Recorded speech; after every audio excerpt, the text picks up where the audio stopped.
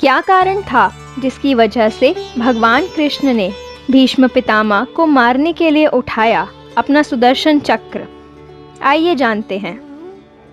महाभारत युद्ध में श्री कृष्ण क्रोधवश भीष्म पितामह से कहते हैं, मैं ना वासुदेव कृष्ण हूँ, मैं ना यदुवंशी हूँ, मैं ना ही मानव हूँ, मैं परब्रह्म हूँ गुरुश्रेष्ठ।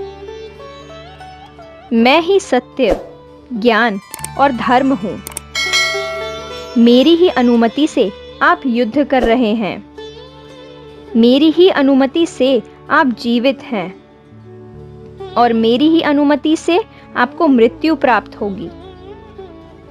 इस पर पितामह भीष्म कहते हैं, मुझे क्षमा कर दीजिए वासुदेव, मैं आपके वास्तविक रूप से अनभिज्ञ था।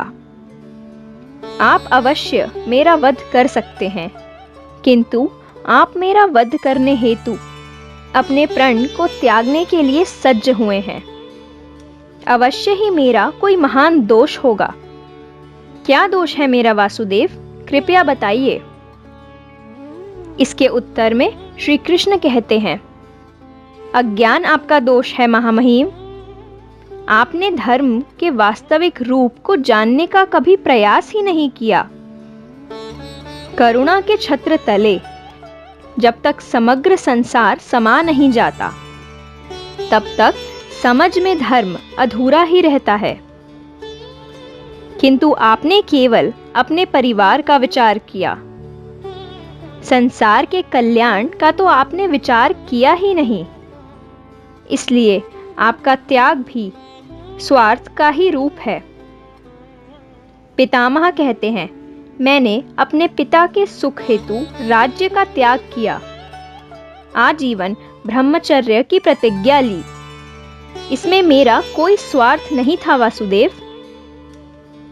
श्री कृष्ण कहते हैं, ब्रह्मचर्य की प्रतिज्ञा और राज सिंहासन का त्याग अवश्य उत्तम कार्य थे, किंतु आपने समाज के प्रति अपने उत्तरदायित्व का त्याग क्यों कर दिया महामहिम?